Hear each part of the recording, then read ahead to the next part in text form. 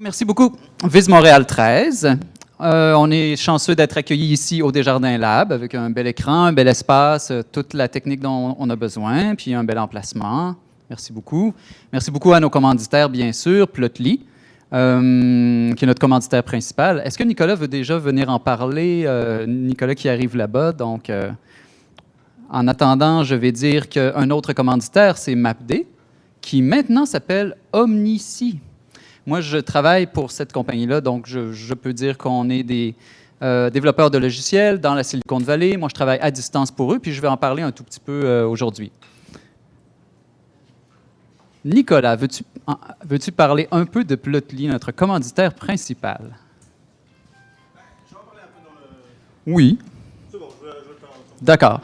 De toute façon, Nicolas est un des présentateurs, donc on va en entendre parler tout à l'heure.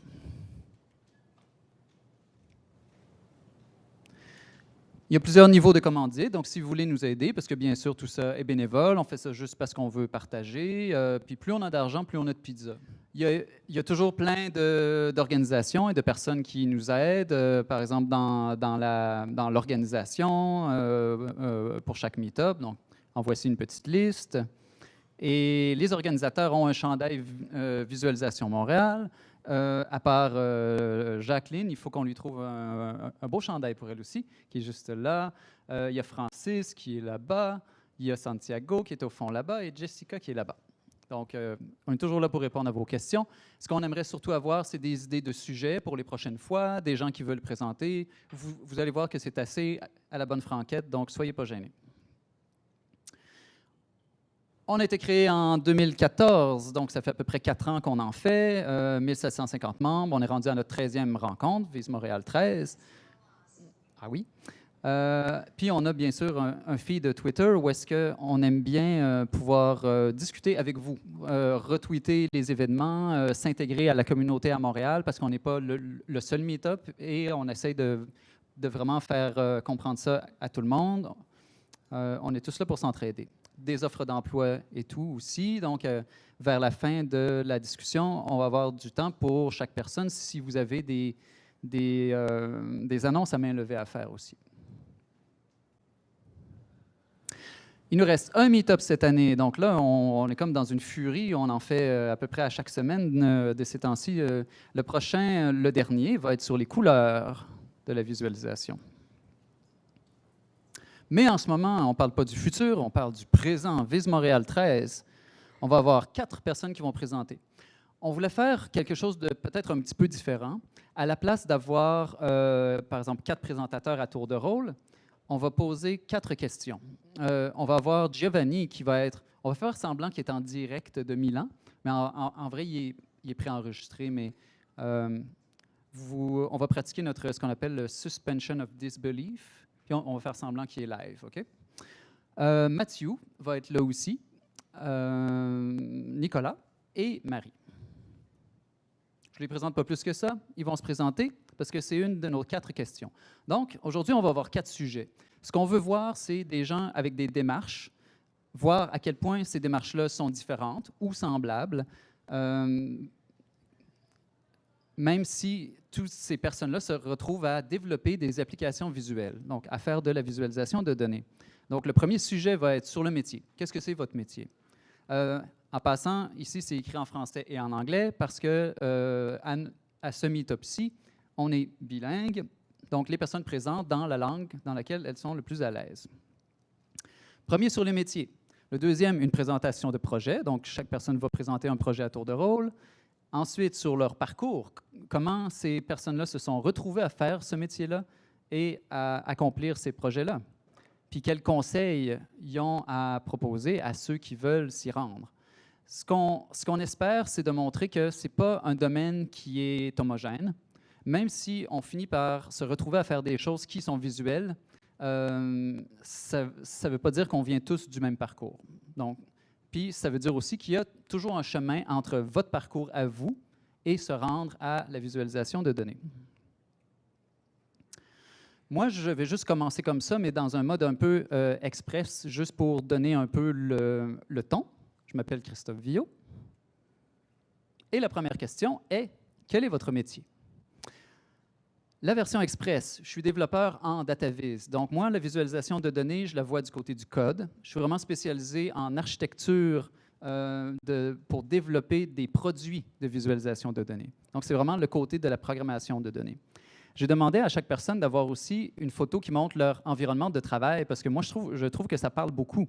De mon côté, ben, je travaille dans mon studio. Donc, j'ai des instruments de musique, j'ai des trucs pour peinturer. Puis c'est mon environnement. Je travaille à partir de chez moi pour des entreprises dans la Silicon Valley. Donc, je travaille sur mon laptop. J'ai surtout besoin de cet outil ici. On appelle ça des écouteurs pour écouter de la musique et pour faire des réunions. Parce que quand on travaille à distance, on a vraiment besoin de rester très bien connecté avec notre équipe. Ça, c'est moi. Maintenant, on va passer à Giovanni. Giovanni, est-ce que tu es avec nous?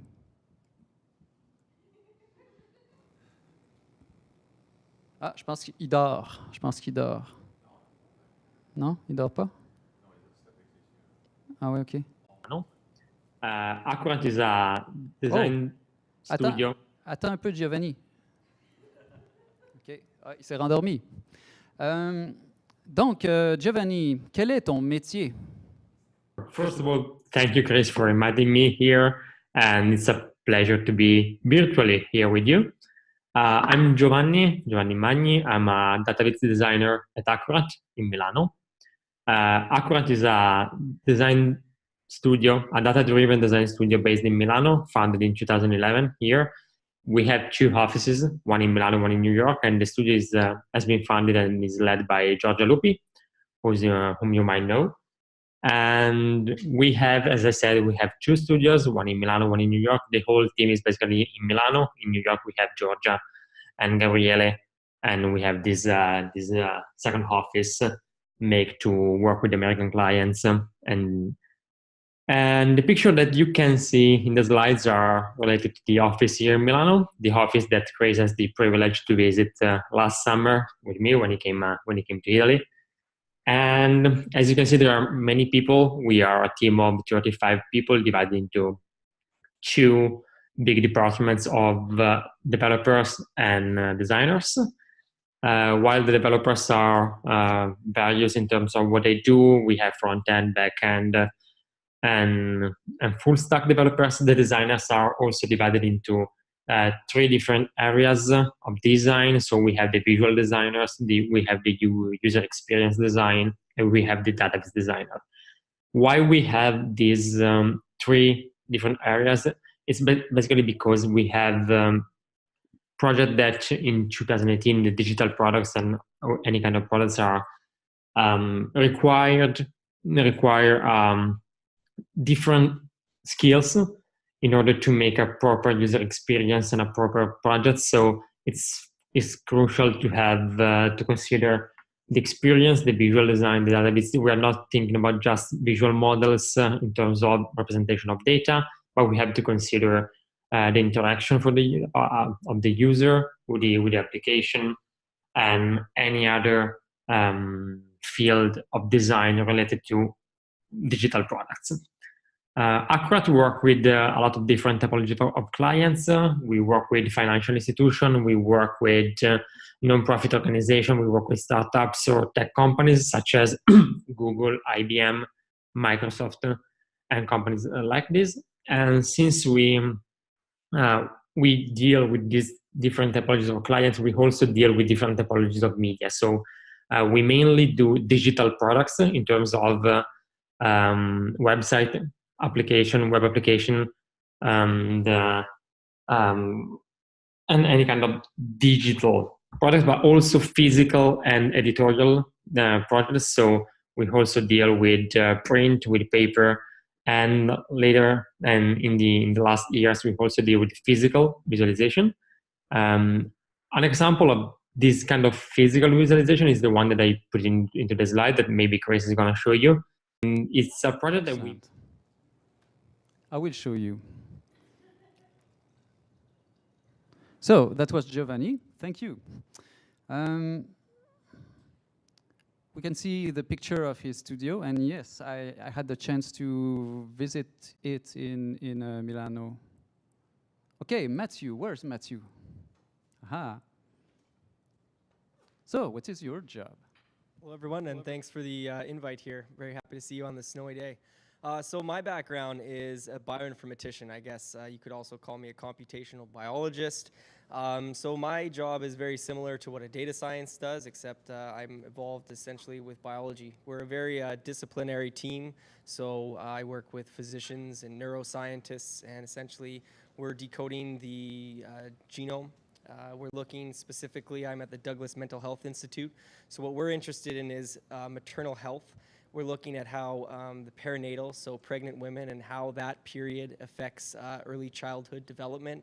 We use a lot of information. I mean, in the last 10 years in genetics, we've kind of made leaps and bounds as far as the different types of data we're getting.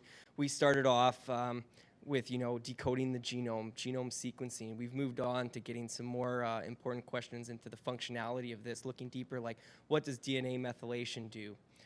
What does histone modification do? How is gene expression affecting different things? So we're interested in merging a lot of different data sets as well. We're dealing with some unstructured data like photos, so MRI imaging. We're interested in integrating some biometrics through personal sensors like Fitbits in the future. So really my job is to kind of we work in a team about 20 people. We have about 6 computational people, and we're making close connections with the people above us, running a lot of data. And so some of the issues that we have in data is just the large scale of it, trying to integrate these various different data sources together. A lot of my time is spent trying to get unruly data together. You hear a lot about data munging, so I'd say a lot of my job is involved with actually cleaning up the data before I can run anything on it. I mean, a smaller percentage of my time is spent doing statistical analysis or machine learning or visualization, although I think it's a really important issue. That's why we're all here, visualization. I think it's kind of like this 80-20% rule. I spend about 20% of my time on visualization, perhaps. But I think that like 80% of the effectiveness is being able to describe this information to the people that I'm working above me. When you start working with like physicians, like I said, you kind of realize that, okay, I need a way to translate this research, and visualization plays a very important role in this as well. So thank you. Excellent. Oh, actually, could you just go one slide? I wanted to show you my workplace as well here. So this is just kind of a view of my home. I don't have this many consoles at work, although that's my Christmas present that I'm asking the boss for. If any of you work in R, it's really cool trick if you don't take anything else away from today. You can detach the console, so you can kind of make your life easier and have, I like a lot of consoles, console heaven. So yeah, this is basically, I wanted to just mention like what I use for it. I use typically all my work is like in the terminal. A lot of the bioinformatics tools that I leverage are all in there. That's why I use this. A lot of the data manipulation and visualization that I do is within R. I've dabbled a little bit in Amazon cloud computing in the past. However, now I'm working with and I'll get into this later, but now I'm dealing with humans. I used to be more in the animal science. And with genotyping data, this is personal data we don't want to get out. You've heard of like some of these leaks and from 23andMe and these kind of public companies. So all of the work we do is on institutional clusters. And I think that's all I have to say. Thanks, Chris. Excellent. You can stay here if you want. Thanks a lot. Next person is Nicholas. Oh yeah. After people will present their job and will show their projects, we'll have a period of questions. So you will be free to ask any question you want. Thanks. Hi, so I am Nicholas Kirsten. I would describe my job as a data viz toolmaker. So I am a little bit like Christophe in the sense of I mostly work with code, except I'm sort of like one level behind. I help build tools that other developers use to build data visualizations. So my official job title is I'm the VP of product at Plotly. Plotly is one of the sponsors here. I hope that's not why I was invited. Maybe. So Plotly is a company that was founded in Montreal about 6 years ago. There's 30 of us, and we have a number of open source and commercial products. I'll be talking about one of them as one of the Il est 19 projects. heures. The projects that I do. So what does my day job entail? I have my dream job, to be honest. I'm really very lucky to be able to do what I do. I write a little bit of code. I spend a lot of time reading. I basically get to look at all of the tools that people use out in the world to make data visualizations, to try and understand what are they good at, what are they bad at, how do they compare to the tools that Plotly makes, how can we make our tools better and more effective so that our users are able to produce the visualizations that they want to produce. So I get to do a lot of research. I get to play a lot with different data viz tools. And then I bring that back to my team in this lovely sunny office. I also am an adept of the vertical screen. Hi, Matthew. And I have a nice library of viz books that I get to draw from as well. Basically, I spend a lot of my time within the team on GitHub. I review code, I test our software, I make sure that it's well documented, I respond to user concerns, I try to understand how people are using our tools to produce the data viz that they want to produce. I think that's about all I want to say about my job. Yeah. So you can stay here if you want. Right in the way. Yeah. No. In the way. Okay, so you see already that's like it's kind of two different profiles. Now a third profile. Marie en français. Je ne sais pas pourquoi je me suis mis à parler en anglais, je suis désolé. I'm going to present in French, but you can ask questions in English, no worries. Fait que, ouais, c'est ça, j'allais partir en anglais. Donc, moi, c'est pas mon métier, faire de la visualisation de données. C'est plus un hobby, une partie de ce que je fais comme hobby. Donc, les deux hobbies impliqués sont le fait que je suis historienne du livre. Donc, j'étudie la littérature populaire du milieu du 19e siècle et les récits bougeaient beaucoup entre l'Angleterre, la France, les États-Unis. Donc, j'ai monté une base de données. Puis ensuite, quand tu as une base de données, ben, c'est le fun de voir qu'est-ce que ça donne comme tendance. Donc, c'est comme ça que je me suis mise à visualiser les réseaux sociaux. Donc, c'est quoi les liens entre les auteurs, les éditeurs, les périodiques dans lesquels ils publient. J'ai aussi fait de la recherche biographique. Puis là, il s'agissait de co-auteurs qui sont également un couple. Donc, là, suivre deux timelines en même temps avec de l'incertitude puis tout ça, ben, j'ai trouvé une bibliothèque JavaScript pour mettre ça sur une carte et une ligne du temps en même temps. Donc, c'est ça le côté historienne du livre. J'ai mis ensuite aspirante analyse de données parce que ça a plus de chances de devenir un métier que historien du livre. Combien de gens avaient déjà entendu parler de l'histoire du livre?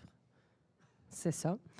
Fait que, donc, en vue de faire ça, j'ai aussi un passé comme political hack. Je travaillais pour un parti politique. Et depuis que j'ai pris ma retraite, ben là, j'ai décidé de rendre publiques mes analyses avec mon ami qui faisait un travail similaire à moi. Donc, on a fondé Prémalurne, qui est un blog. On a aussi notre podcast L'Antichambre électorale. Donc, on a fait ça durant la campagne électorale provinciale. Donc là, ce que j'ai fait, c'était principalement analyser les visualisations ou les analyses de données que d'autres gens faisaient. Sauf que parfois, j'avais des données, puis là, il n'y a personne qui les avait visualisées avant. Fait que là, ben, je vais les visualiser moi-même. Donc, c'est de cette façon-là que je me suis ramassée à faire de l'analyse de données. Et donc, c'est ça. Comme j'ai pas une job dans un bureau, j'ai un seul écran puis mon laptop qui me suit partout. Donc, je vous ai mis des images de congrès parce que c'est vraiment là que je vis ma vie d'historienne du livre. Donc, on a une séance plénière qui va commencer, un digital showcase avec la photo que j'appelle Showcasing My Ass. Ici, c'est Strike a Pose, parce que j'ai comme l'air de Madonna. Je suis en train de faire une présentation, merci. Puis à côté, il y a moi qui travaille dans un café. C'est mon lieu de travail de prédilection. Si vous avez besoin de savoir c'est quoi les meilleurs cafés à Montréal. Excellent, merci beaucoup. OK. Maintenant, Jacqueline, si tu peux venir m'aider, on va tasser les chaises, on va se mettre en mode présentation. Pendant qu'on fait ça, moi, je vais faire un petit exemple de présentation. Donc moi, je développe des outils visuels, je les mets dans mon petit portfolio. Un portfolio, c'est toujours incomplet, mais c'est toujours une façon d'accumuler des choses de façon intéressante. Un projet que j'ai particulièrement aimé, c'est de travailler sur des... Moi, j'aime bien les dashboards, mine de rien. J'aime surtout l'architecture des dashboards.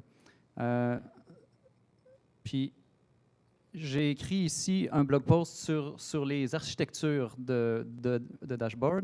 C'était principalement des dashboards pour les énergies vertes. Ce que j'aime beaucoup dans ça, c'est mélanger des trucs de météo, des trucs de climat, avec des trucs de senseurs, avec des données pour des humains, des trucs de sécurité. Essayer de tenir le plus d'informations possible, surtout des informations qui défilent vite et qui sont critiques. Donc, que si on passe à côté, il peut y avoir des problèmes sur la santé, sur la sécurité et sur le matériel. Donc, moi, c'est ma spécialité. Maintenant, quelle est la vôtre? Ah, tiens, Giovanni. Tu es encore là, Giovanni? Non, mais là, embarquez avec moi. Là, c'est comme live, là, c'est un peu comme live.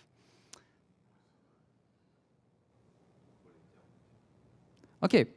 Donc, Giovanni va nous présenter un des projets sur lesquels il a travaillé. Donc, il nous disait tout à l'heure qu'il travaille sur des projets qui sont autant sur le papier que sur le web, que sur le physique. Donc là, maintenant, il va nous expliquer un des projets physiques. It's a project that we made this year and has been released and published in September, October.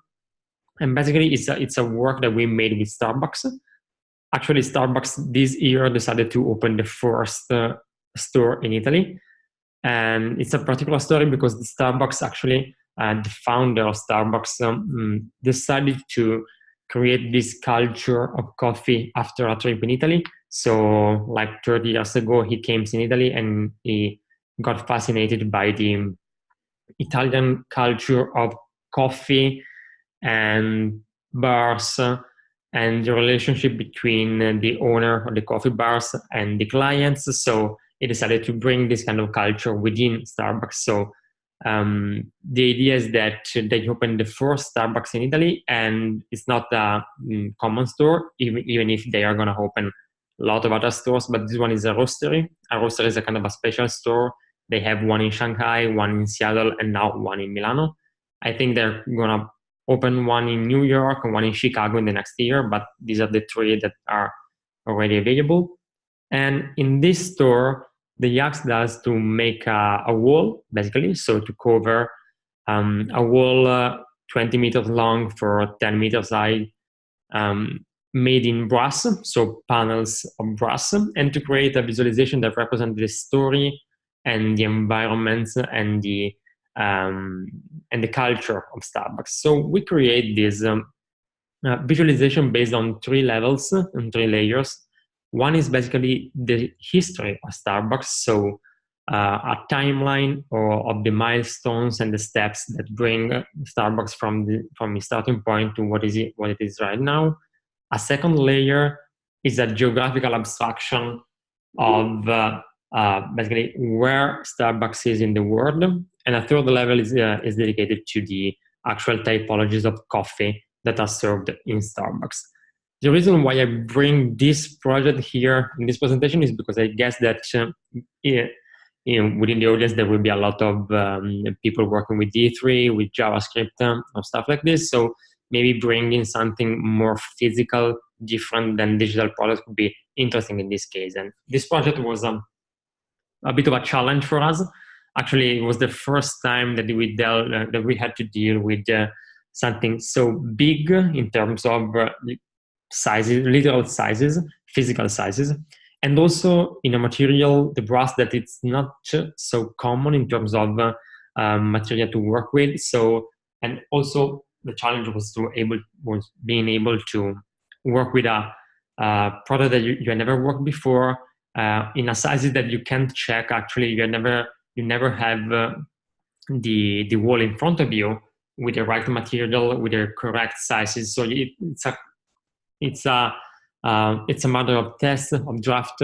And also we decided, after building the wall, to create an application, so a mobile application with augmented reality. And actually right now the clients can get into Starbucks, which is in the center of Milano. It's in an historical building. To get in, download the app, look at the wall, and just pointing the phone to learn more about Starbucks, to see video, to get additional information. And that, of course, on a piece of almost data art, as it is the wall right now, is not possible to get much more information on that. So the mobile application allowed the user to get more, to understand, to study the fund, to see video, understand more about coffee, how it's harvested, and stuff like this. Thank you, Giovanni. Matthew, please, for a project, Fitbit project. I was actually going to do the... Oh, yeah, right. So anyone can read this later. I was talking earlier about integrating some biometric data. This is already up on my blog. I threw together this slideshow over the last week here. I think this would be a little bit more interesting for you guys. Feel free to check out my blog later.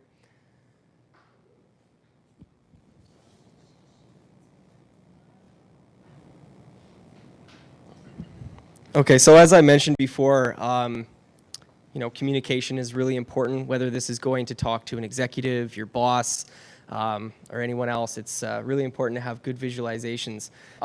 Recently, so I'm going to highlight some of the projects that I've been involved in. Recently, I was trying to come up with a great way of showing gene expression changes in the brain. So we're interested in looking at depression in pregnant women. And if we have gene expression data and we know it's linked to a certain brain region, it's interesting to be able to show this with 3D brain visualization. So what we have here is I came up with 3 different methods for generating brain regions.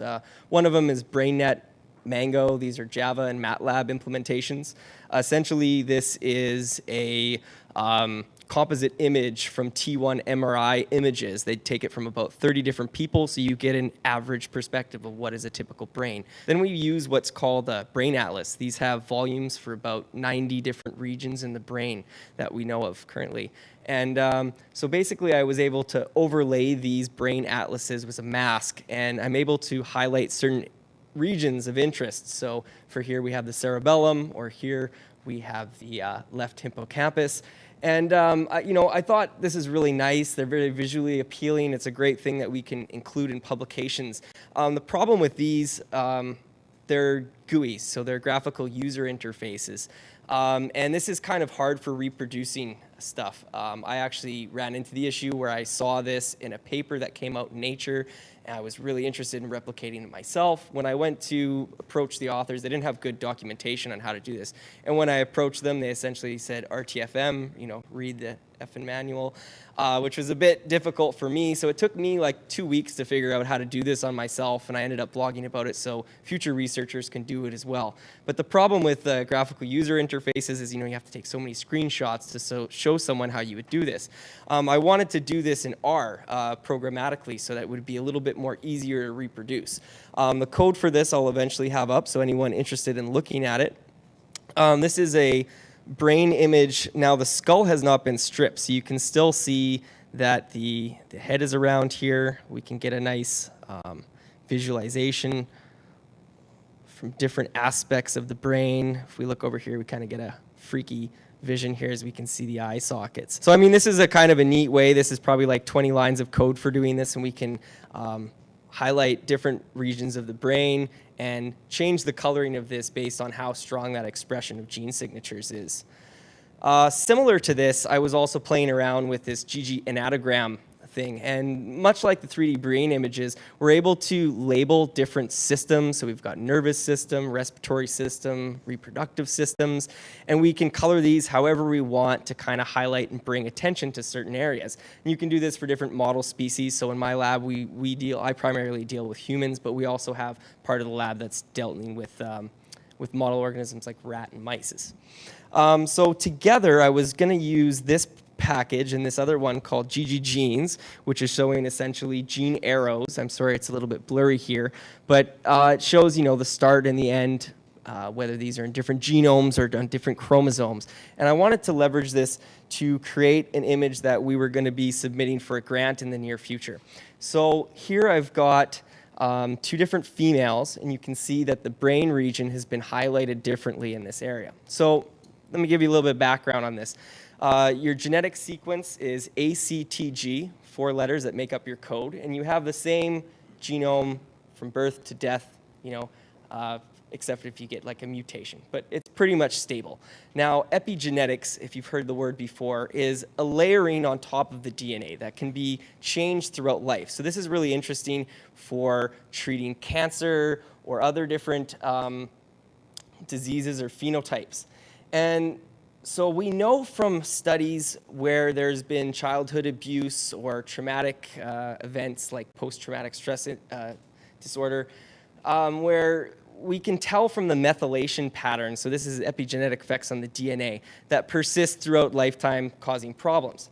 And we know that this methylation causes aging in the body, so that we can use this kind of information to get what's called like an epigenetic age. So for example, if you're an alcoholic and you're drinking all the time, your liver is going to take a hard toll. So your liver, the cells are going to look actually older. You might have like a 40-year-old liver if you're 30 and drinking hard for a long time.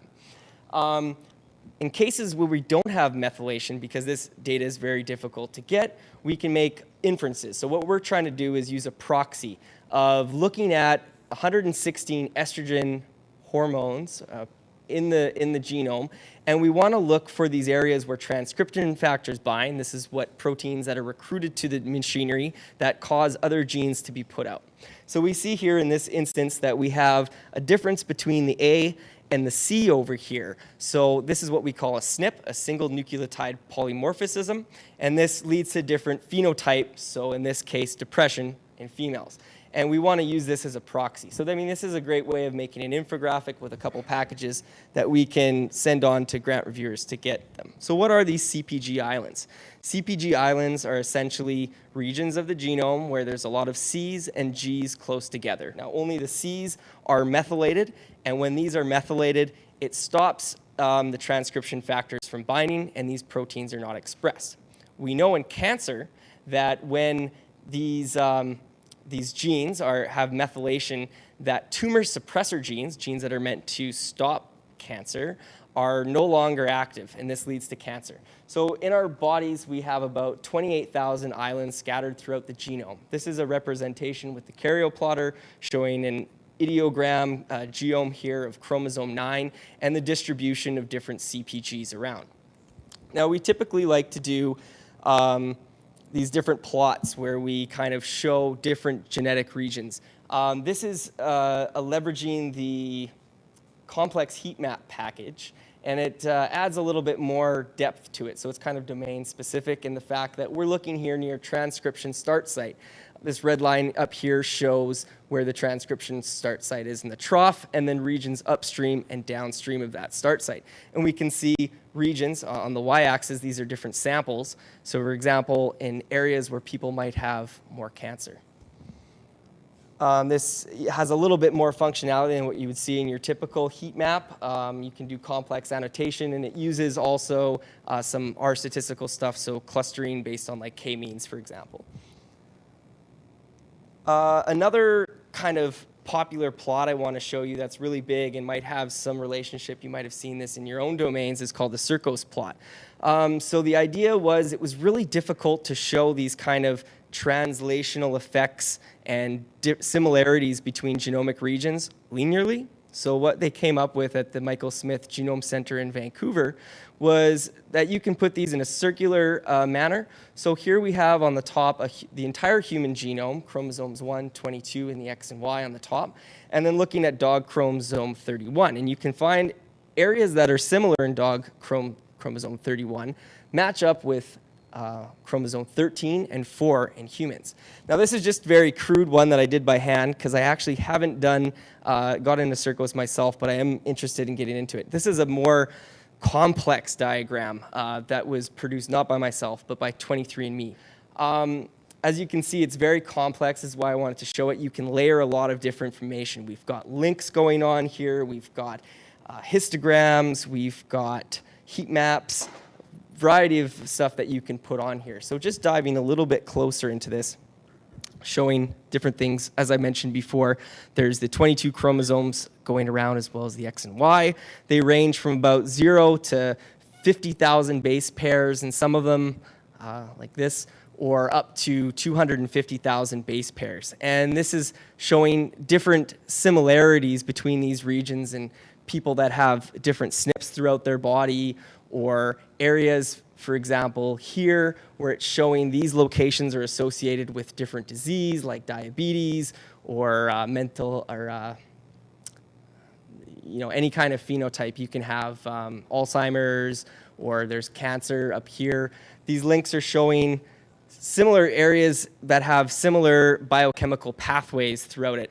And then in the colored sections, we see that these sections are areas in the genome that have very similar sequences to other areas. So this is kind of a neat way of, it's a high ink to data ratio, so you're able to put a lot out there in one single graph. When you're limited and only, say, putting 4 figures into a manuscript, you're able to convey a lot of information. Packages to create this. This was invented, like I said, from a lab in Canada. So they've got a graphical user interface. I'm not a huge fan of that. You can use a couple different R packages to do this. These are static images, though. You can also use JavaScript for an interactive web-based visualization of that. I want to go into a few more interactive things. I know Nicholas is going to be talking about Plotly later, but this is called the Manhattanly package, and it's used for GWAS, which is called Genome-Wide Association Study. So essentially, we're looking at all of the SNPs that are different between control and a disease phenotype. This is built on top of the QQMan package and the D3JS engine.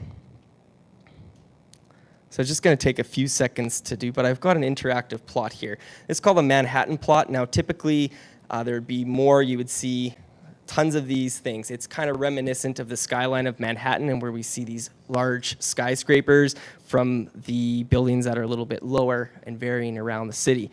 All of these are SNPs between individuals. On the x-axis, we have all of the chromosomes and the base pair positions between this. And on the y-axis is the negative log p-value. So essentially, the ones higher up are more statistically significant, saying that you have a higher function in that disease or phenotype in these. So the nice thing is when there's lots of these points here, you can mouse over to see which SNP is associated with which gene. It makes it a little bit easier when you're sharing it with other people to look through your data. As well, now we've got an idea of, okay, these are the genes that have effect. We want to look at how important are these genes. So this is what's called a volcano plot. I don't know if any of you are familiar with the Bland-Altman plots. It's also called Tukey mean difference. It's to look for differences between, say, if you have different tools measuring something, or you want to look at retest reliability for a certain instrument, you use this. And this has been co-opted for genetics especially. So on the bottom, we have like a regression coefficient, log fold change, odds ratio. Similarly, it's the log 10 value, log p10 value. So anything that's higher, and in these regions here, will be stuff that has a large effect that we may be interested in. And I mean, this is a nice thing about JavaScript and these web-based implementations, is that I can send this off to a senior researcher. They can have a look at it at their own time, come back to me when they're ready, and we can talk about the results of the test personally. Plus, I mean, a lot of these things, I'm not from a neuroscience background, so these weird names and numbers, I'm not familiar with all of them. Biologists, they love to look at these lists, so it's great for them. Helps them look for what they're interested in the data. So if there's any questions, you can ask me later, I suppose. And this was created with Sharagan. I was kind of interested in finding a way where I could use R to implement all this stuff into a PDF slideshow. You have a question? Yes, I was wondering whether any utility is still using AVS, or is it considered coding software right now? Which one? AVS Express. I haven't used AVS Express. No. I'll have to look into that. It might have been Google it and tell me, because AVS. it was the standard. Okay. I suppose it's used less and less now. Okay, I have not heard of it. Yes? It's not a question, but that was a very good presentation. Thank you very much. Appreciate it. Prochaine présentation, Nicolas. Thanks very much. So this is a project, a pretty good example of the types of projects that I work on, but it's not my project. I'm part of a team. There's about 15 of us working on this. And it's a project called Dash. So at Plotly, we build a number of products, some commercial, some open source. And our sort of leading open source project right now is one called Dash. And its tagline, it's a little small here on the website, but it's basically, to build beautiful web-based interfaces in Python, no JavaScript required. So a lot of the interesting tools that you've seen here that Matthew presented, he's building them in R, but they maybe involve some JavaScript. A lot of what Christophe does is in JavaScript, in D3. It's kind of what we would consider, fairly low-level coding, trying to position polygons in a circle or something like that.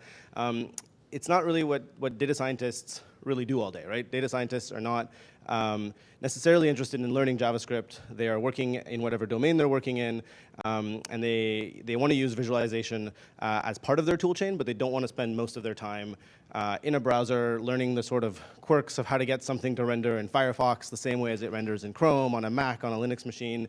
That's sort of not the day job of the data scientist.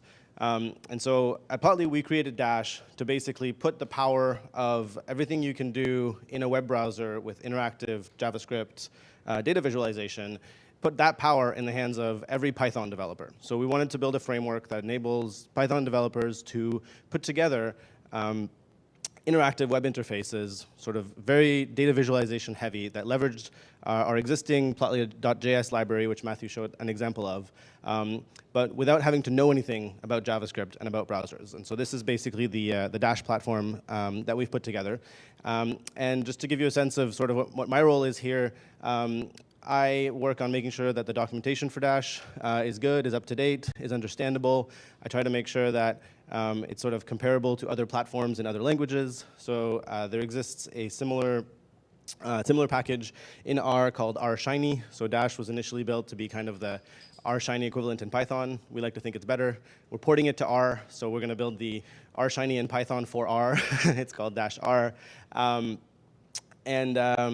And yeah, I mean, basically what we spend most of our time doing is trying to figure out ways to make, to insulate Python developers and scientists from the complexities of what's on the web so that they can focus on their work. So I don't have a long slideshow, but what I do have is, and if this worked, nope, it did not work. Sorry about that. Can I refresh the deck? So we recently got some really good news in our inbox. This is not something that we built at Plotly, but it's an interactive Dash application from the, it's sort of got some genetic stuff here. This is basically a scientist that downloaded Dash and built an application to support the paper that he got published in Nature. And so this is an interactive web application that can be used by bioinformaticians using our software, much like the Manhattanly project. And we're just thrilled that we're able to contribute to the work that scientists all over the world are doing by letting them focus on their science and quickly put together fairly nice looking and interactive web applications so they can communicate with their scientist peers across the world. So this is the type of work that I do, that we do at Plotly, is to sort of empower scientists, data scientists, to build this kind of application so that they don't have to focus on, is this going to render correctly on a mobile device or something like that. Yeah, so basically anybody can use Dash to sort of get started, and you don't need to learn anything about D3, even though Plotly.js, which is the underlying JavaScript library here, is built on D3. We kind of hide those details from you.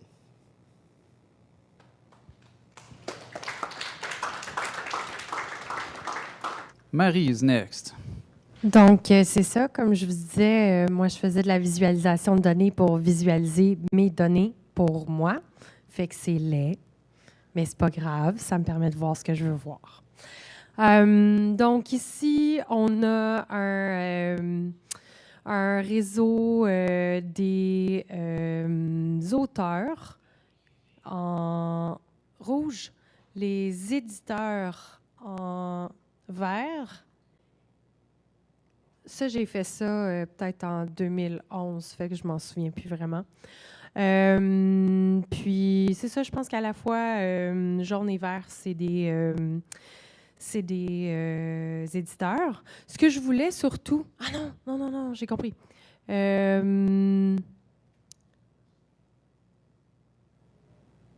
En tout cas, c'est pas grave. Moi, ce que je voulais surtout, c'était voir est-ce que tout le monde était connecté ou est-ce que j'ai des gens un peu tout seuls ici? Qu'est-ce que je devrais faire comme recherche pour essayer de comprendre c'est qui ces gens-là? Si je réussis à les connecter aux autres, je pars avec la prémisse que c'était un petit marché, que tout le monde se connaissait, que tout le monde était rival, qui avaient leur propre réseau, tout ça. Donc, il ne devrait pas y avoir des gens complètement tout seuls. Ou s'ils sont complètement tout seuls, c'est probablement qu'ils ont essayé de faire quelque chose puis ça n'a pas fonctionné ensuite. Donc ça, je pense qu'il y a un seul exemplaire dans tout le monde qui reste de ce périodique-là. Bref, il n'a pas très bien fonctionné. Puis, à force de voir des gens un peu périphériques, je pouvais faire des recherches supplémentaires puis me rendre compte que finalement, il y avait des liens avec les autres que je pouvais ajouter toujours à ma base de données. Donc ça, c'est généré dans Payek, P-A-J-E-K. À partir de ma base de données, il fallait que je passe par un script PHP que j'avais écrit parce que Payek a sa propre grammaire. Donc, c'est ça. Je passais ma base de données MySQL dans mon script PHP pour me produire le fichier que Payek allait lire pour produire ça. Puis ici, c'est quand je vous parlais des recherches biographiques sur un couple qui était également des auteurs. Ils ont écrit Les mystères de l'Inquisition, si jamais ça vous intéresse. J'ai fait une édition électronique qui est disponible sur mon site web si vous voulez lire la version française et 2 versions anglaises à côté. Puis c'est ça, c'était une œuvre anonyme. Donc ça m'a pris énormément de temps avant de trouver qui était V de Ferréal, c'est Victorine Supervic. Puis là, c'est ça, à force de trouver des morceaux d'informations complètement éparpillés, fallait que je réunisse ça en quelque part. Puis, c'est ça, j'ai trouvé une bibliothèque JavaScript qui me permettait d'utiliser une simple Google Spreadsheet pour mettre chaque événement. Mes événements pouvaient être soit un seul point ou une période de temps. Puis, chaque événement était géolocalisé. Donc là, quand on promène le curseur ici, ben les différents événements qui apparaissent à l'intérieur de cette période-là apparaissent sur la carte. Donc, on voit comment est-ce qu'ils ont bougé à travers l'Europe. Donc, c'est ça. Encore une fois, c'est pour organiser mes données à moi puis voir des choses dans mes données à moi. Puis si j'étais pour publier ça, ben je parlerais à un designer entre vous. Prochaine slide.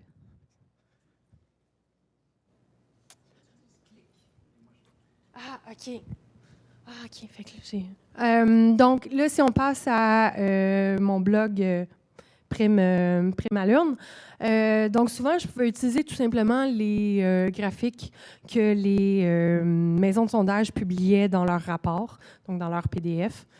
Toujours aller voir le rapport des sondages. Hein. Lisez pas les articles, ils sont généralement mal écrits.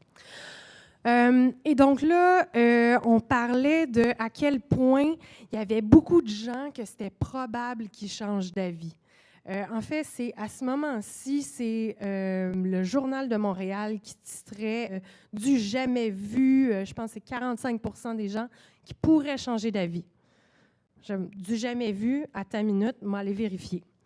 Et donc, ce que je me suis rendu compte, c'est que, bien, premièrement, c'est quoi la question? La question, c'est est-ce que votre choix est définitif?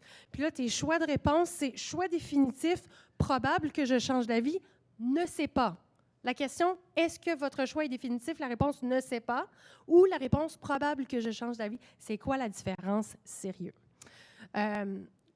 J'ai pas vraiment compris ça pouvait être quoi cette différence-là. Fait que là, quand on les stack un par-dessus l'autre, les autres, ces pourcentages-là, bien, on se rend compte que si on n'est pas pour distinguer entre ne sais pas et probable que je change d'avis, ben c'est pas si c'est pas inédit là. On avait un peu plus de volatilité au 12 mai 2018. Donc c'est ça. Encore une fois, c'est moi qui vois des choses dans les données puis qui me dit attends là, me semble que ça marche pas, puis je vais le mettre dans un graphique pour essayer de mieux comprendre. Dans ce cas-ci, je l'ai publié. J'ai utilisé Google Spreadsheets parce que je voulais que les données puissent être publiques puis que les gens puissent refaire les analyses comme ça leur tentait. Et donc, c'est ça, il y a facilement moyen dans Google Spreadsheets de produire des graphiques et ensuite de les mettre sur WordPress. Puis là, ils sont dynamiques. Donc là, quand tu passes ton curseur par-dessus, tu vas avoir le pourcentage exact, puis le nom de la catégorie qui va apparaître. Donc, c'est ça. Je ne me suis pas trop compliqué la vie. Comme mon objectif principal, c'était de rendre les données accessibles aux gens. J'ai utilisé Google Spreadsheets. Clic. Mais des fois, c'était un peu trop compliqué pour Google Spreadsheets, fait que je suis allée dans R. Donc là, encore une question de volatilité. Cette question-là de est-ce que c'est inédit ou pas, ce niveau de volatilité-là, bien, ce serait peut-être le fun de regarder sur plusieurs élections. Fait que là, si on fait juste se faire une ligne du temps, un graphique à courbe habituel, bien là, on aurait comme le nombre de personnes qui ont fait leur choix définitif qui monte au cours d'une campagne, puis là, ça redescend, puis là, on repart une autre campagne, fait que là, ça remonte. Mais comme ça va être un peu difficile à comparer. En tout cas, je me suis trouvée très brillante quand j'ai pensé à mettre toutes les élections sur la même échelle en calculant le temps à partir de le jour de scrutin, puis là, on recule en arrière. Puis là, quand j'ai pris le temps de googler là, pour changer mon échelle, pour le mettre à 7 pour que ce soit des semaines, là, j'étais vraiment fière de moi. Donc, c'est ça. Ici, on a le jour du scrutin qui tombe ici. Un sondage qui est publié une semaine avant le scrutin, 2 semaines avant le scrutin, 3 semaines avant le scrutin. J'ai utilisé uniquement les sondages de Léger pour que la question soit la même. Et donc, j'ai représenté 4 élections.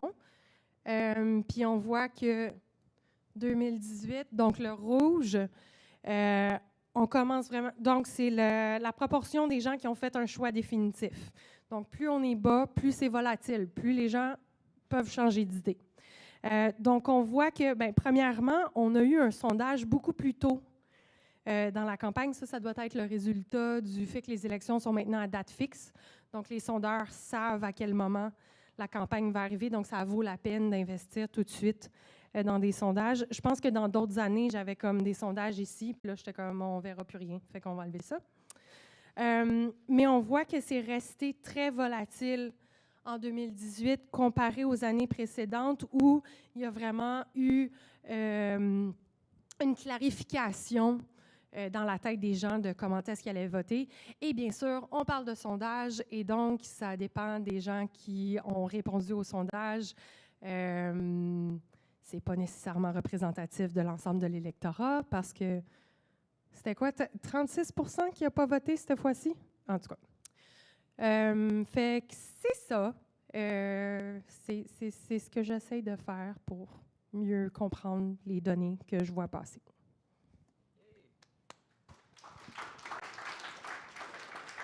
Les prochaines questions vont être sur quel est votre parcours et quels conseils vous voulez donner.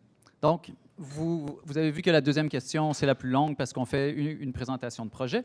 Maintenant qu'on a vu les métiers de chacun, bon, peut-être qu'on ne pourra pas poser de questions à Giovanni parce que là, en ce moment, il est 3 heures du matin en Italie. Mais c'est ça. Donc, vous pouvez poser des questions autant sur le métier en tant que tel que sur les visualisations, les projets, des choses comme ça. Est-ce que quelqu'un a une question pour un de nos 3 panélistes? En fait, concernant votre parcours des auteurs et des revues, en fait, j'imagine que c'est basé sur les protocoles de Stanford NLP, en fait. Si je comprends bien, ils ont pris une base de données des manuscrits d'une époque pour voir où ces auteurs étaient cités dans le même texte. Comme ça, il peut établir qui sont les grands auteurs et qui sont les grandes revues. Hein. Mais normalement, on enlève, parce qu'on fait ces études pour les manuscrits médiévaux, en fait. C'est plus intéressant parce qu'on a tous les représentants des ordres religieux et il faut connaître qui sont les plus grands. Donc, j'imagine qu'ils font ceci, mais il y a plusieurs outils pour déchiffrer ces... évidemment, il y a quelques-uns qui sont plus utiles pour les académiciens et il y a quelques-uns qui sont en fait plus puissants pour les informaticiens. Est-ce qu'il y a une que vous préférez et lesquelles avez-vous utilisé pour les données que vous avez représentées sur votre diapo? Donc, moi, j'ai pas mal juste essayé Payek. Ce qui s'est passé, c'est qu'en 2012, je suis allée au colloque international European Society for Social Science History.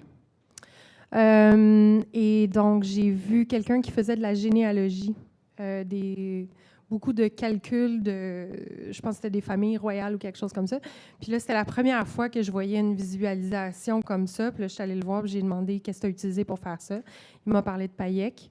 Et donc, c'est comme ça que j'ai commencé à utiliser Payek. Je sais que les gens utilisent maintenant beaucoup Gephi pour représenter les réseaux sociaux. Ma co-auteure, dans un article qui va paraître sous peu, a utilisé Gephi pour faire le même genre de graphique. Comme moi, je n'ai pas eu à publier ça, je ne suis pas retournée voir est-ce que je devrais rendre mon Payek plus beau? Est-ce que je devrais changer de logiciel pour que ce soit automatiquement plus beau? Qu'est-ce que je perds en changeant? Parce que quand j'en ai parlé à des gens qui faisaient de l'analyse de réseau, ils disaient que Payek était beaucoup plus puissant pour faire des calculs. Donc, c'est ça. La façon que je fonctionne, c'est vraiment, j'établis c'est quoi mon besoin. Je trouve la façon la plus simple à ce moment-là de répondre à mon besoin. Puis, si mon besoin change, bien, je vais réévaluer ma décision. Puis, je vais tenir compte de, à quel point les choses sont scalable, puis à quel point j'ai besoin qu'elles le soient.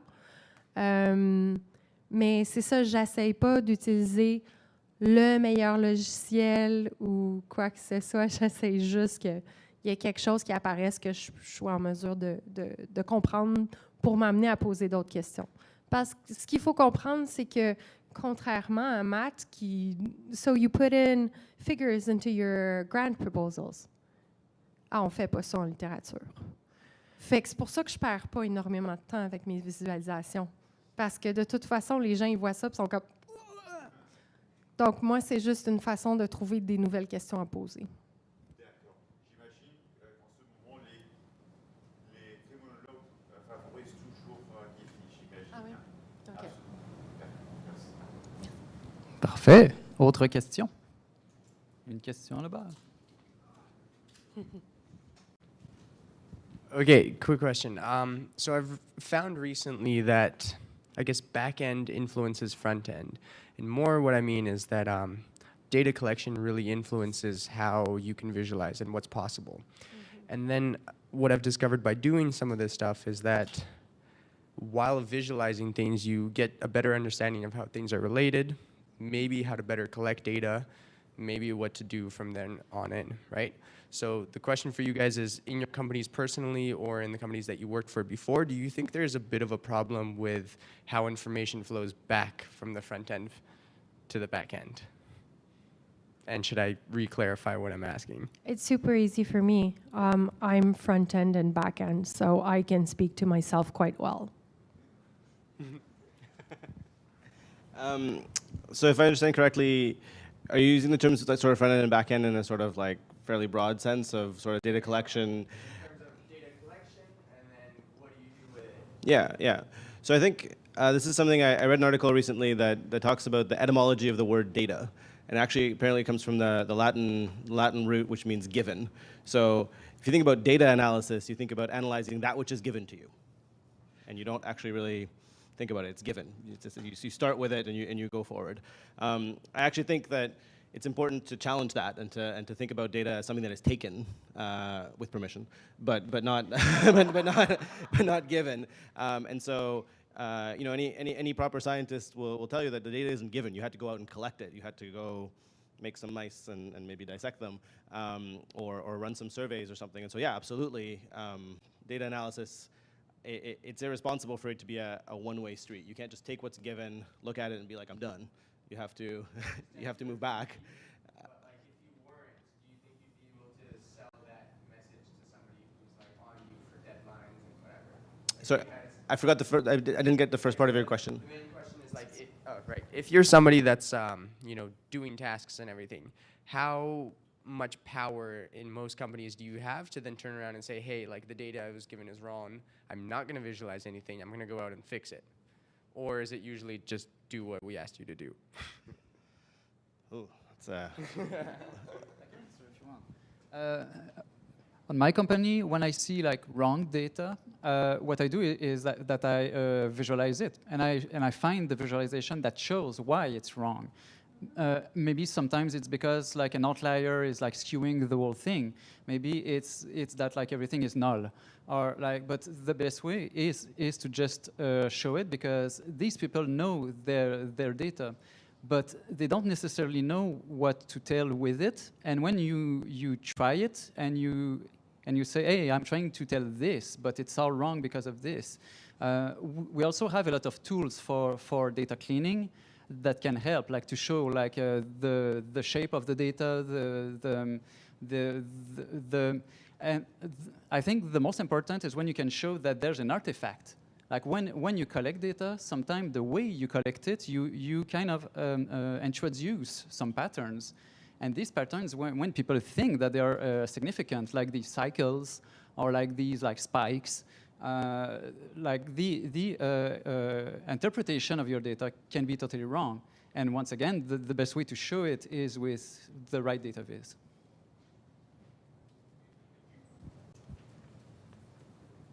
C'est pour vous, en fait, une question. Je voudrais savoir, votre compagnie a changé de nom parce qu'il était en fait l'objet d'une acquisition ou Non. c'est quoi exactement? Et c'est une bonne question. La compagnie a changé de nom surtout parce que MapD, vu qu'on fait beaucoup de cartes, Oui. Des cartes qui sont très interactives parce qu'on peut visionner des millions de points de façon interactive, MapD vient de Massively Parallel Database. Ah bon, d'accord. Donc, ça n'avait rien à voir avec les maps. Puis, donc, à toutes les fois, on était obligé de le réexpliquer. Aussi, que MapD a commencé comme une base de données qui roule sur le GPU. Donc, ce que ça veut dire, c'est que c'était vraiment un outil qui parlait aux geeks. Maintenant, on essaie de parler à ceux qui s'occupent de l'interprétation des données. Donc, il faut être quelque chose d'autre qu'un outil technique où est-ce que les gens peuvent comprendre, oui, MapD, c'est comme MapR, donc il y a comme tout un écosystème de choses qui s'appellent Map. Donc, maintenant qu'on essaie de parler à des gens qui font de l'interprétation des données, il a fallu changer de nom, c'est tout. Donc il a commencé avec son propre base de données ou c'était quelque chose comme... Ouais. Oui, bon. la base de données vient du projet de recherche du CEO, puis c'est là-dessus que la compagnie est fondée. Mais maintenant, ce qui est intéressant pour ce Meetup-ci, c'est que ça a commencé comme une compagnie de base de données, Puis maintenant, c'est l'outil construit sur la base de données qui est important. Maintenant, sur le site Web, on ne voit plus de mention que c'est une base de données qui est sur le GPU. Parce que les gens se disent, oui, OK, c'est une base de données, puis c'est vite, mais qu'est-ce que ça nous permet de faire en termes d'analyse de données, le fait qu'on puisse maintenant interagir avec des millions de points de données? D'accord. Donc, au début, les CEO, en fait, avaient son propre compagnie qui fournit exclusivement comme Greenspoons, effectivement? En fait, c'est que le CEO avait son projet de recherche, puis a fondé sa compagnie sur ça. Puis après ça, nous autres, on est arrivés, on a fait un prototype par-dessus, puis maintenant, ben, ce prototype-là est devenu le produit principal. Quel était le nom de son projet, de son compagnie? Je ne sais pas c'était quoi le nom du projet Mais donc, ce que je trouve bien intéressant, c'est qu'on voit dans l'industrie cette tendance-là de passer des outils de bas niveau jusqu'aux outils de visualisation. Parce que c'est comme s'il y a tout un écosystème qui est réglé, puis maintenant, c'est la visualisation par-dessus qu'il faut vraiment qu'on règle. D'accord. And for you, did you look up the AVS Express? I have not looked up. I made a note of it. I'm going to look it up. I will look it up for you right now. Okay. And I'll give it to you. Absolutely. Thank you. Okay. Let's continue with the two little questions, and it will be short. And I will set the pace. Quel est votre parcours? Ben, voilà. Moi, personnellement, j'ai fait mes arts visuels au bac. J'ai fait des arts technologiques à partir de là, beaucoup d'arts génératifs. C'est comme ça que j'en suis venu à la programmation, programmer des microcontrôleurs. J'ai fondé ma compagnie, j'ai fait beaucoup de travail pour faire des interfaces utilisateurs pour les musées. J'ai étudié en biologie aussi, ce qui m'a amené à développer ces interfaces-là pour les musées en sciences et pour les cours de biologie. Donc, n'importe quoi qui mélange les arts, la technologie pour enseigner la science. Ensuite, à la maîtrise, j'ai fait illustration scientifique, donc une maîtrise en biologie et en art. C'est au doctorat que j'ai fait mon génie logiciel, donc toute cette programmation-là, je l'ai apprise par moi-même. La visualisation, je ne savais même pas que ça existait. Parce que là, on parle de... Moi, donc, mon bac, je l'ai commencé, ça fait 20 ans. Donc, le mot visualisation de données, j'en avais jamais entendu parler. Je me disais qu'il y avait sûrement un domaine, il y avait des gens qui pensaient à la meilleure façon de représenter ces informations-là. J'étais allé voir des professeurs en sémiologie graphique avant de trouver le seul professeur à Montréal. Maintenant, il y en a plusieurs, mais qui enseignait les interactions humain-machine et la visualisation de données. C'est quand j'ai déménagé à San Francisco que j'ai vu que la visualisation est un très grand domaine. Il y a plein de gens qui la pratiquent. Puis maintenant, c'est un domaine qui est très bien structuré. Giovanni. Oh, Giovanni. Okay, I started to study communication design here in Milano and graphic design at the Lucas School of Arts in Belgium. And in the last year of university here in Italy, actually my last course, the most important one and the biggest one is the one that created by Professor Paolo Ciuccarelli. So I attended this course led by him and by the Density Design Research Lab. Some of the people in the meetup may know the research lab. And basically the idea is that in that course you study complex phenomena and controversies in the web and in society through the use of data visualization. So you use visualization to analyze, visually represent the subject that you are studying. So that was the first touching point for me with the data visualization. So I got passionate about. I really liked the idea of representing data and create this representation of the issue of the subject. So I started working on that. I had the chance to work on my thesis within the Density Design Research Lab. So for almost a year, I collaborated with them on a couple of projects while writing my thesis. And after that, I tried to work a bit as a freelancer. So I made almost a year working mainly with the statistical division of the municipality of Milano, of the city of Milano, working mainly with demographic data and information coming from the citizens. And after that, in 2014, I actually got into Accurate. And actually, it's 4 years now, almost, And my role within Accurate actually changed year by year. I am a data visualization designer, so my job is basically to create the visual models able to represent data, to tell stories, to make the data explorable. I came here as an intern. Year by year, I've increased my skills and my experiences. So I got into, I became a senior data visualization designer, and right now I'm taking care of the database team here. Also, since Accurate has a kind of a particular structure, in this case, particular structure for a typical agency in Milano, we are a design studio, but we don't have project managers. We strongly believe that the designers have to be in direct contact with the clients. So the people, the senior designers here, have also the responsibility to take care of the quality of the project, but also about the communication with the clients and the satisfaction of the clients, and to take responsibility about the right accomplishment of each project that they follow. So right now, my role here is not only as a database designer, so I study, of course, and I design the visual models, but also I take care of projects and I deal with the clients, which is super important because I can actually get in touch directly with the needs of the client. So I can basically discuss with the clients, understand their needs, understand what's working and what's not working in the projects, and also in some cases defend my own choices, my own design choices, which is really important. And so this is what changes a bit in my role during the years. I'm basically still a data visualization designer with a bit of responsibility in terms of management and project management, let's say. Yeah, we actually have super different and various backgrounds here. The designer mostly come from a couple of universities that we know and that we rely on a lot. Basically, the data visualization designer comes a lot from the Density Design Research Lab, which is actually probably the better school in Italy for data visualization, even if it's not specialized in data visualization. It's not a course for data visualization, but somehow working a lot with database. A lot of people coming from that course actually decide to work on visualization. But the most interesting thing is that for the developers, for instance, we have people coming from the study of music. We have people coming from biochemistry, for physics. We have creative coders, and we actually include the developers in the design process from the beginning. So we always have these teams or projects where we have different backgrounds.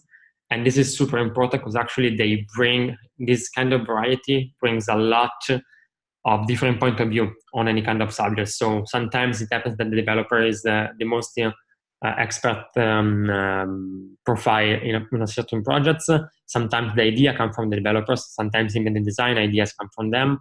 Sometimes we have designers expert in typography, maybe. Sometimes we have somebody expert in machine learning, so they are better suited for different projects. So as you said, the variety of backgrounds here in Accurate is something really, really important. Thank you, Giovanni. So what was your career path? Thank you. So I had a little bit of a roundabout way getting into programming. I actually started off trained as a marine biologist and ecologist in statistics, and I kind of made my way into programming through that. I've always been interested in design, and I remember we used to have these wet labs where we were dissecting fish, and a partner of mine, she would do these really great illustrations. Well, I can't draw to save my life. So when I go to talk to people and I'm trying to explain a concept, don't get me in front of a whiteboard because I can't do it. So visualization has always been really cool to me. One of the first projects I worked on was in MATLAB, and I was looking at taking videos and turning these into batch set of images that we could look at. We were looking at sponge sneeze responses. They sneeze much like humans to get rid of it. That kind of spearheaded into a project. I worked with Fisheries and Oceans, did some consulting, freelance for a while, and we were looking at remotely operated vehicles taking pictures under the water for BC Hydro. They installed a cable and we wanted to see how did this affect these sponge reefs, which are thousands of years old, and they can't sneeze like freshwater sponges. They're made out of glass spicules, so they die as soon as they're covered with sediment. So I came up with some image-based analysis looking at regions of interest. We would stitch together these large panoramic images of hundreds of images together over a transect along the water and look for, okay, what was the baseline before they installed this to the future, and how did that affect the health of the community, of this reef community. That really got me interested in programming. You know, I was, before that, I was collecting a lot of the data myself, but I was really interested in analyzing the data and being able to show people about this. So then I moved into genetics. I heard, you know, this is kind of, there's a good field out there for bioinformatics. If you've ever heard, there's not much out there for marine biologists. That's very true. But I really found a passion in it. And so I did some wet lab work for a bit, realized that I really didn't like being behind the bench and doing that. I really like being behind the computer, analyzing data. So the last little while, I spent a year at the Austrian Academy of Sciences in Vienna, and there I was more involved in oncology and diabetes research, dealing with some proteomics, transcriptomics, and now I've kind of moved into the neuroscience department, so it's always fun learning about new things. We've got these new visualizations, like I've showed you with the Manhattan Leap project for GWAS studies, which I'd never done before, so I'm always, you know, interested in learning about new things. I guess, where is my career going now?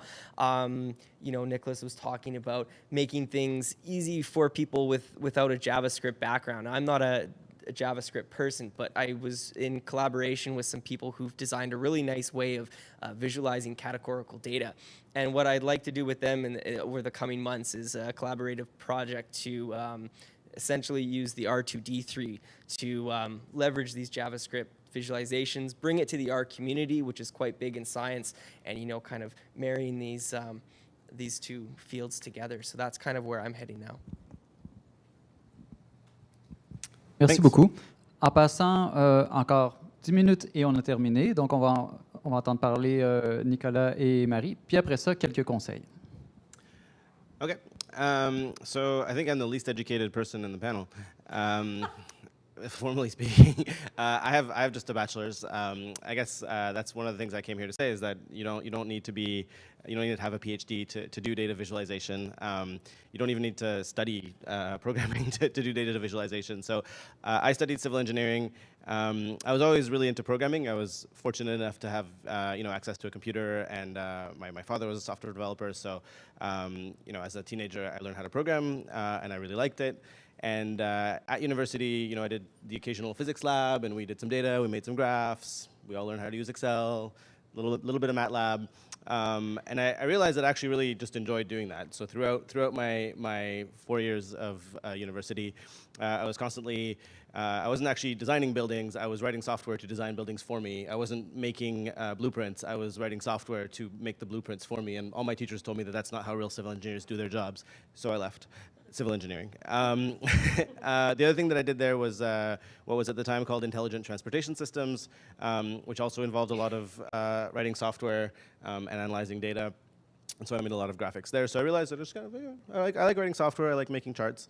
I then worked for a nonprofit for 4 years called Engineers Without Borders. And there I was mostly focusing on the programming, less on the civil engineering.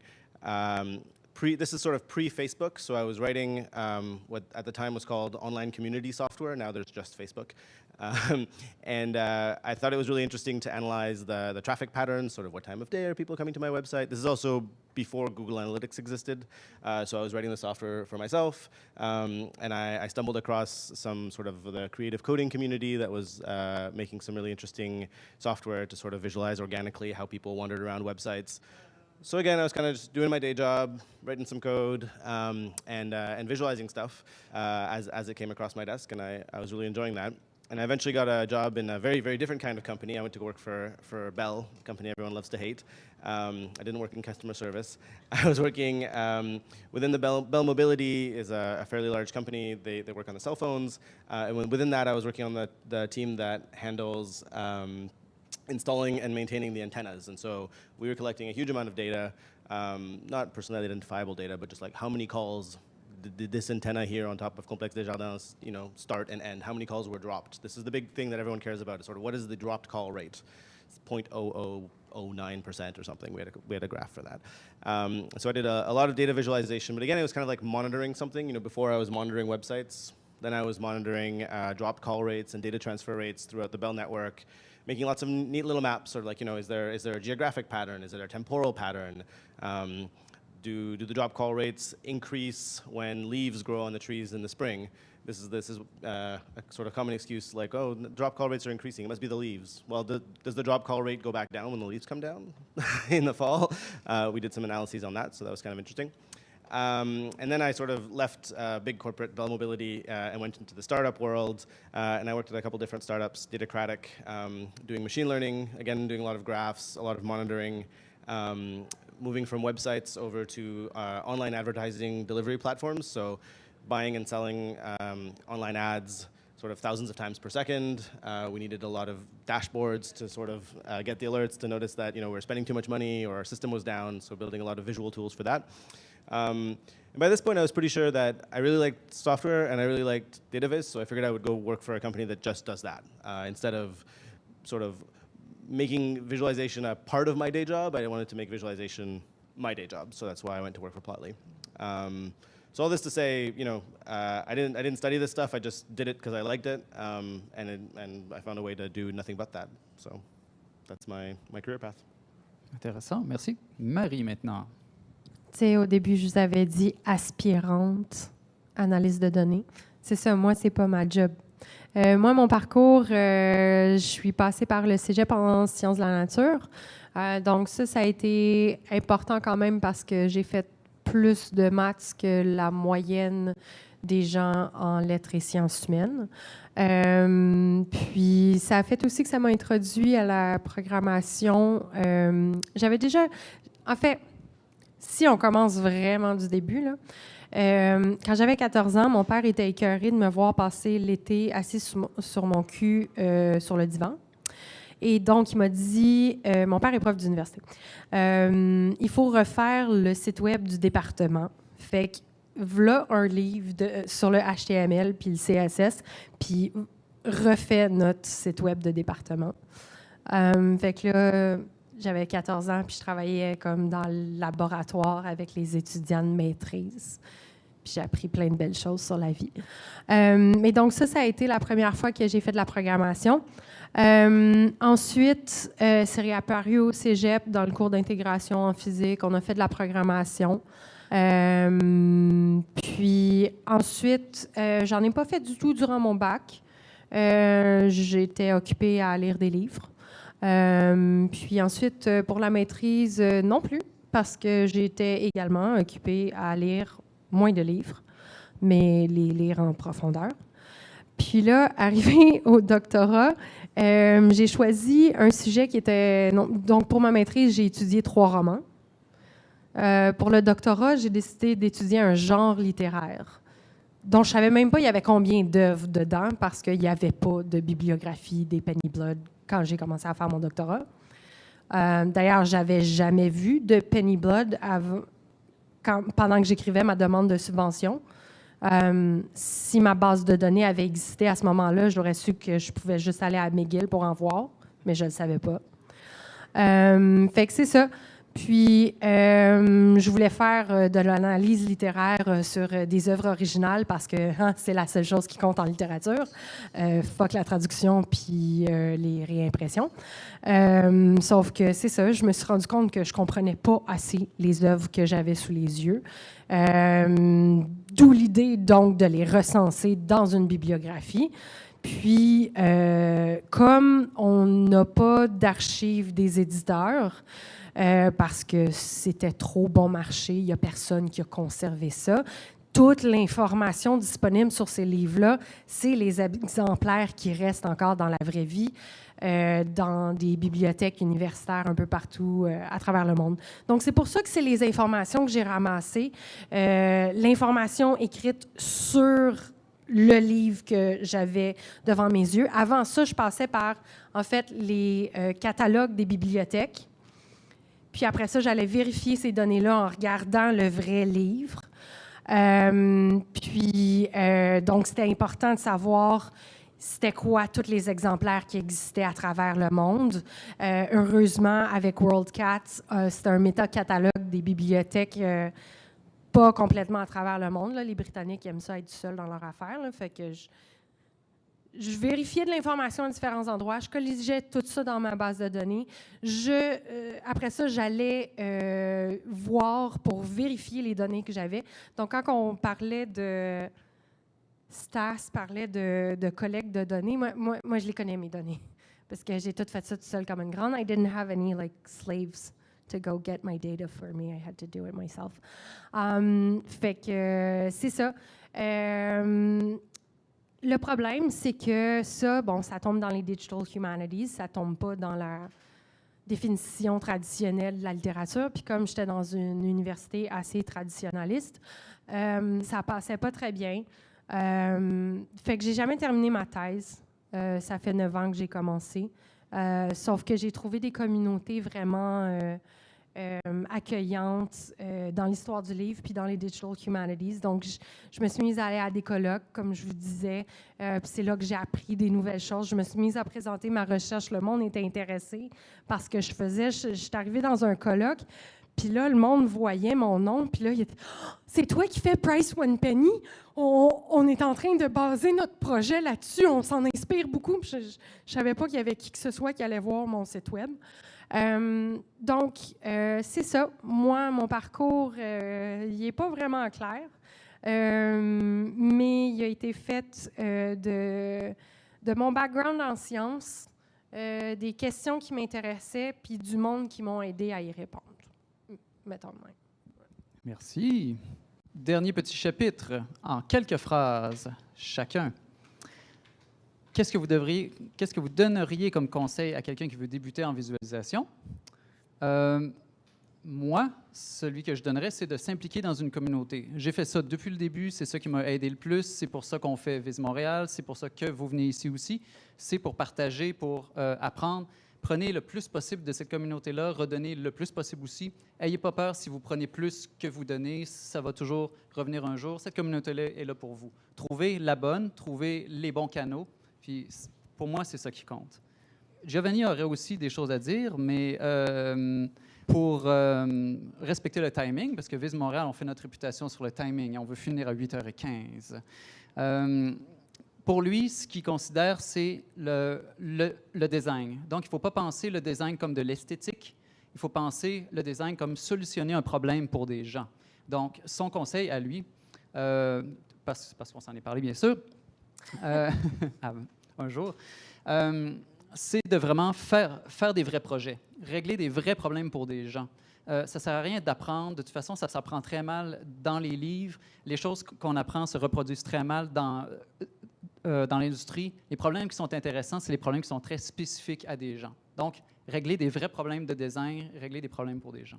My advice in this case, I believe that in the audience tonight, there are a lot of people coming from different fields, so not specifically data visualization designer, but probably also people in different fields that are using database in their daily job.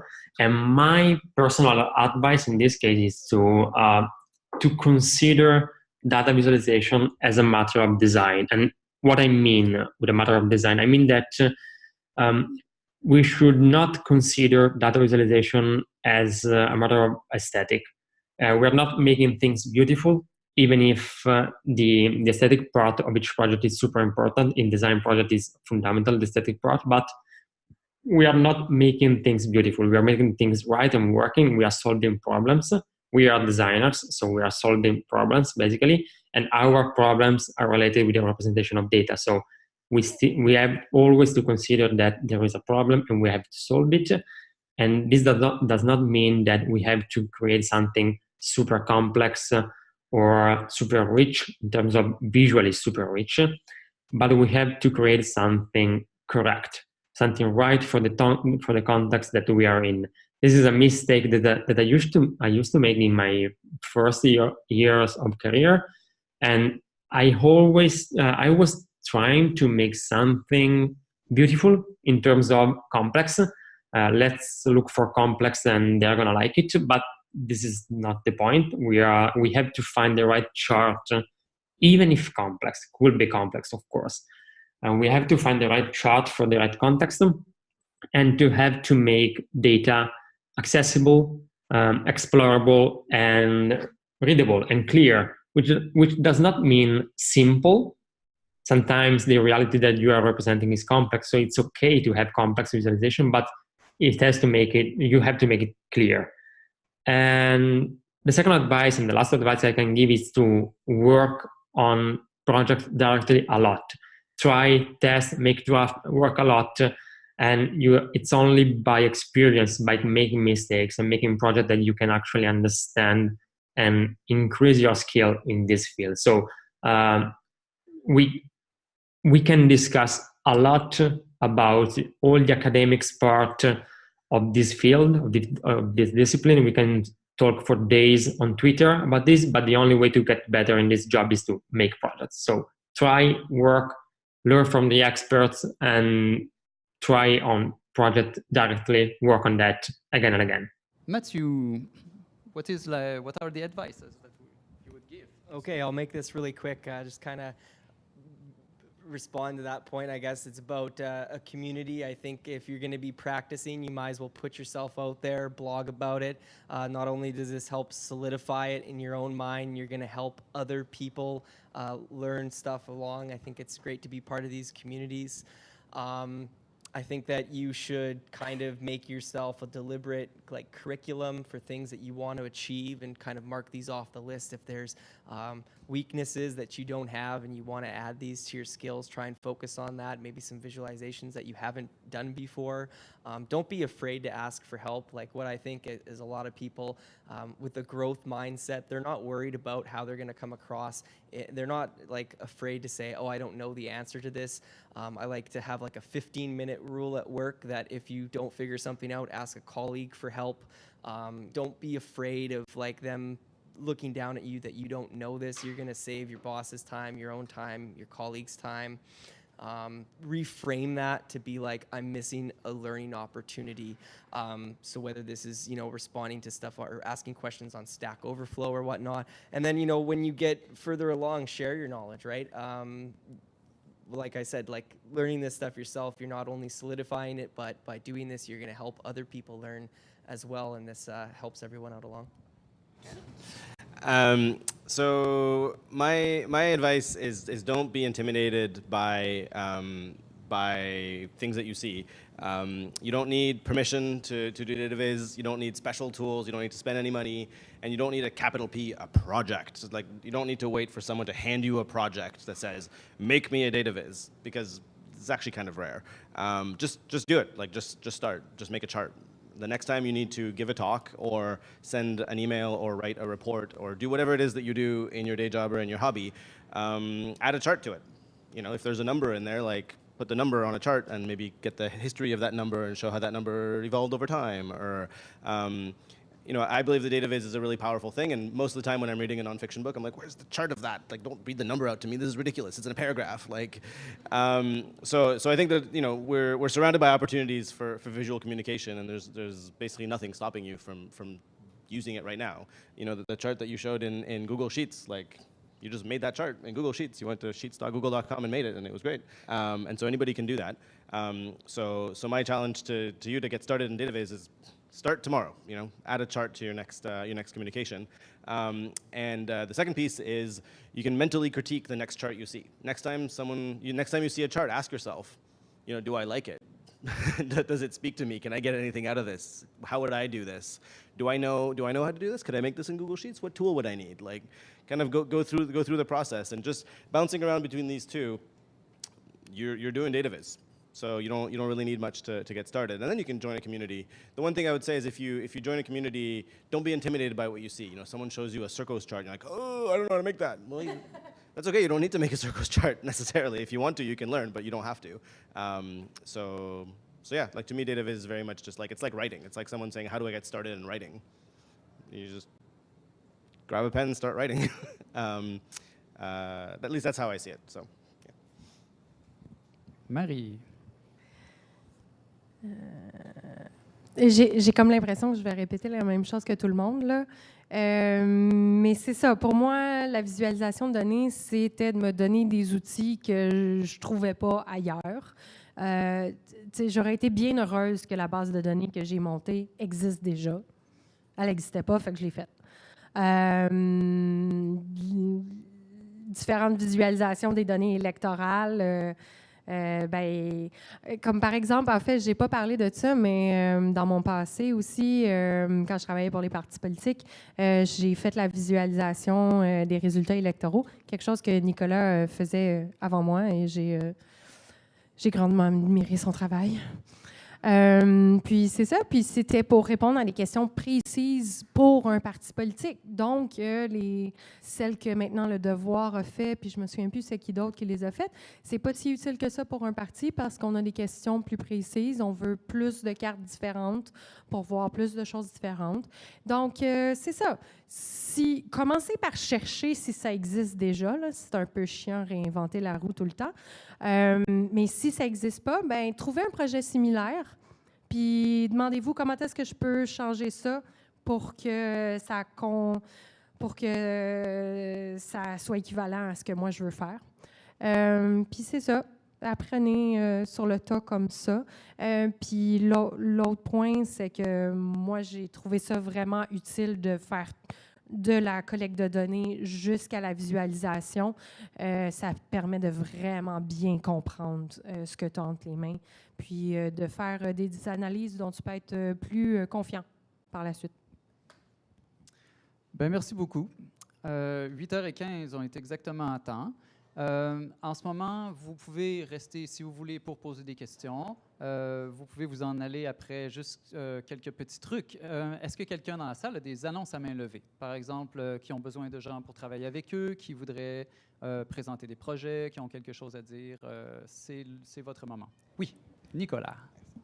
Yeah, I just wanted to say that I will be giving a full-length talk about Dash on Tuesday at the DSDT meetup at Notman House. So if you're interested in Dash and actually like seeing some code and seeing some interactive stuff, I know I gave just like a little capsule talk. I'm giving an actual in-depth talk, and there will be some other talks about people who have used Dash to build applications. So it'll be kind of a theory and practice kind of thing. And so you're welcome to come. I'm sorry? 6, I think, like after work sometime. Yeah. Excellent. Vous avez quelque chose à dire, Monsieur Francis? Exact, merci. Merci tout le monde qui s'est occupé de mes enfants ce soir, d'ailleurs, dans le groupe. It takes a village. On l'a fait. Et je veux dire que s'il y en a qui font de la visualisation de données à temps perdu maintenant et qui ont envie de faire des petits projets, d'être payés pour le faire. Moi, je me cherche des gens, des fois, qui voudraient travailler sur une base contractuelle, faire des projets pour m'aider à augmenter ma capacité. Donc, venez me voir. Je vais rester ici quelques minutes après. Ah, et là, vous voyez, j'ai déjà une personne. Donc, si vous voulez venir travailler avec Chris et moi, venez me parler. Merci. Autre?